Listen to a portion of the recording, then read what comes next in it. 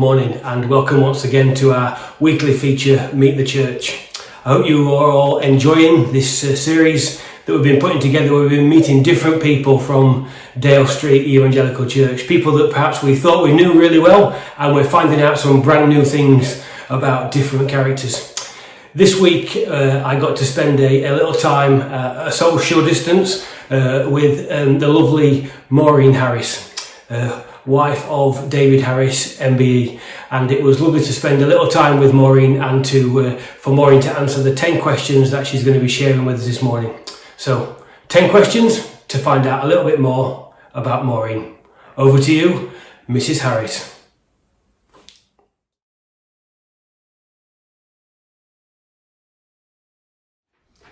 I was born in 1943 and I lived in Smallthorne Grove. I lived with my mum and dad. My mum worked in a ladies and gents closed store. My dad worked at the NCB offices. I had a very loving family, very close family with a lot of laughter, and I was an only child, but I was very close to my cousin and brought up by the side of her. My grandma lived 5 doors away, auntie next door, another auntie up the street, and 2 aunties and a grandma just 10 minutes away. So we spent quite a lot of time with the family and with the church family. We were very involved with lovely outings and things that was happening within our friends and family. We usually went on holiday to Scarborough, though sometimes we did go other places. But we had a very full life, very happy life, and Christmas was always something special. When we started just before Christmas really, and it went on through into January because there were so many friends and family wanted us to go, so it was a very full and happy childhood.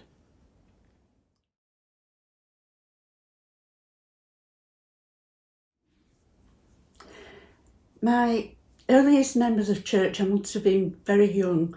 We went to Salem Congregational Church. Salem didn't have a minister, but my dad was one of the leaders there. So it was quite active, and there were quite a number of people went, and a lot of the family went. So the first things I can remember is the Sunday school, and I can't have been very old at all, but I remember the Sunday school anniversary was quite an occasion when everybody was involved, and it was a lovely time. And I remember with the anniversary we had a service in the afternoon where all the children were involved, and quite a lot of children, I think going on towards 100. And on the morning of that day we used to go around with a horse and cart with a piano on it, can you believe? And we used to sing some of the songs that we were going to sing in the afternoon and evening, and it encouraged people to come along. So it was quite something, that. But the other thing I remember was the fellowship nights, the activity that went on, and my grandma and mum would be baking and I'd be helping them as just a little tot, really, thought I was helping anyway. But then we'd go to the church, and it had an upstairs room. It had a coal fire with an oven at the side, and I can remember the ladies baking meat and potato pies, and a lot of busyness and activity and lovely evenings and get-togethers. So I do remember that very well.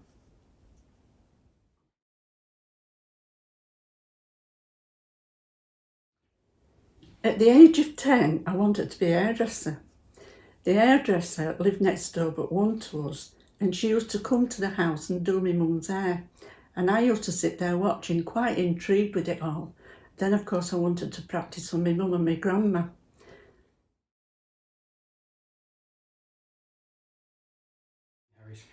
Well, quite normal, really, I guess. I enjoyed school and friends at school. And then when I started working, I enjoyed work, had friends at work, which I went out with, spent time with. I was very involved with the youth work and Sunday school.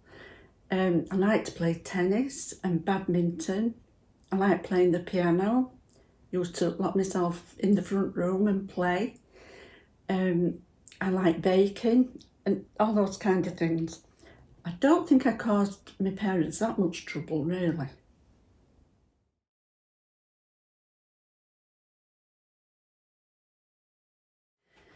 When I was 13-ish, I decided I wanted to be a secretary. So the hairdressing went out the window. So from there on, I went to Pitman's College in Leeds and Upper Briggate.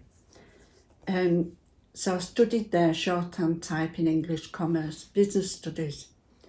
I left then with a qualification, so I got a job straight away really at Ixon Welsh in Castleford, the chemical works.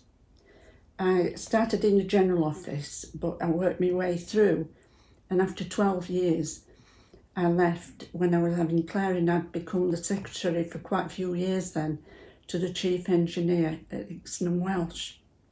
Once Claire had gone to school, I got a job at the local special school, which is called Castle School, working with children with various difficulties and problems. I actually worked there for 36 years before I retired. I absolutely loved the work, and when I retired as the bursar at the school.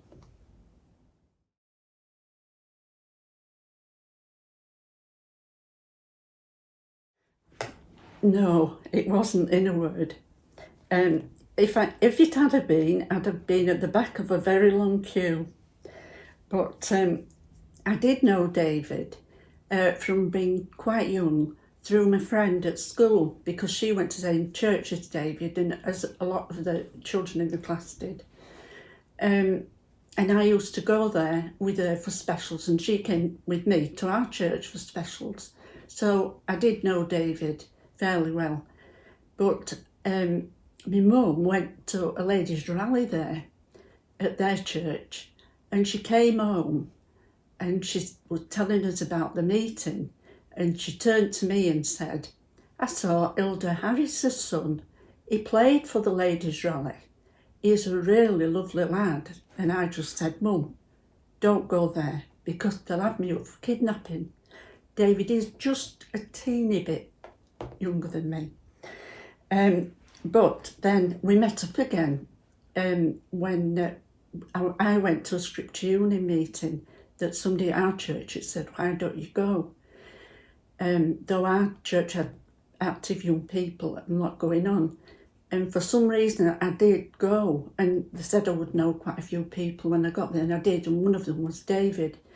And after that, not very long after that, the rest is history. And actually it's 60 years in November. I don't know whether David will remember that or not, since we actually started going out. Been married at 55 though. Okay.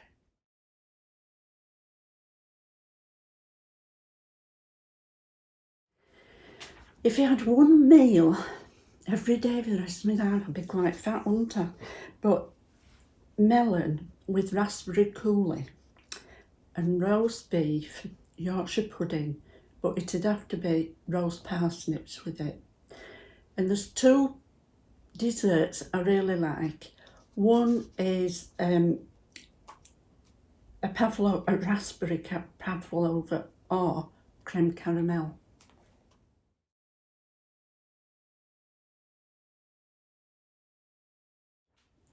In 1955, it was a Billy Graham relay in Leeds, and my dad organised 2 coaches from our church to go along to hear it. At that meeting, it was really moving, and it really touched me. I was 12 at the time, and 30 people from the 2 cultures were saved from our church that night, one of them being my friend that went with me. It really, really got to me, and in my head, I was thinking I should have really have gone forward. I knew all about that because my parents, my family were Christians, and I should have, and I really regretted it. But the following Wednesday, it was our youth fellowship, and my dad actually was taking the epilogue. And he told everybody about the meeting and what had happened, and the atmosphere coming home on the coach was amazing. Everybody singing, and it was, the whole church was alive, more alive than ever. And that night he made an appeal, and that night I gave my heart to the Lord.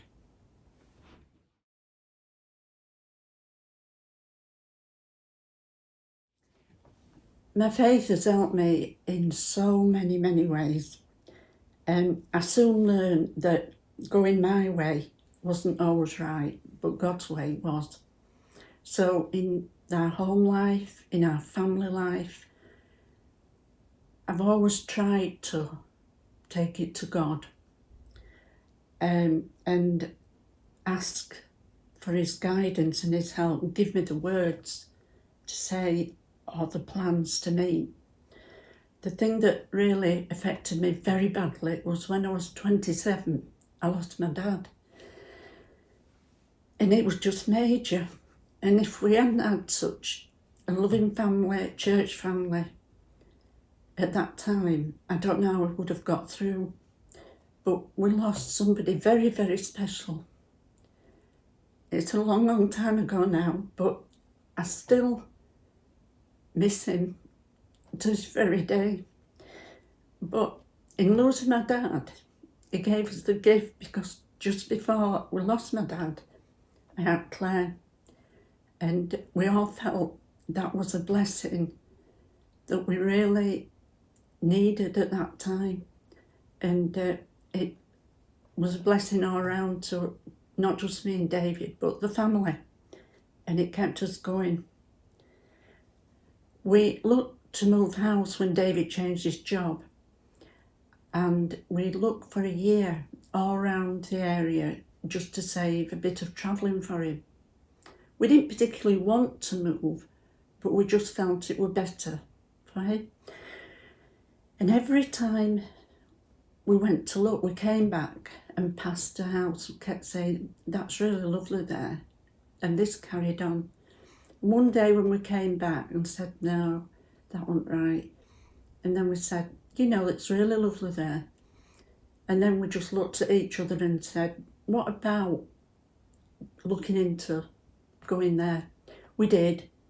And there were certain things that we wanted and we got. And we just felt that it was right and God's hand was on it. And that's this house that we've been living in ever since, and everything just went right. So God helped us in that way. In health issues, we really have had to rely on God to help us through. And of course, we've lost family members that have really broken our hearts.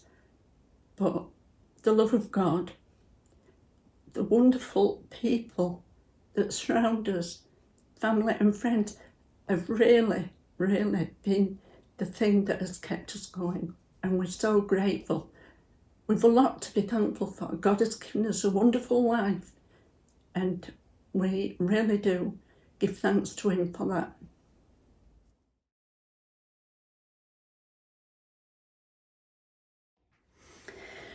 Well, there's quite a lot of verses that I would go to, and an obvious one I think to so many of us is Jeremiah 29:11, that I have a plan.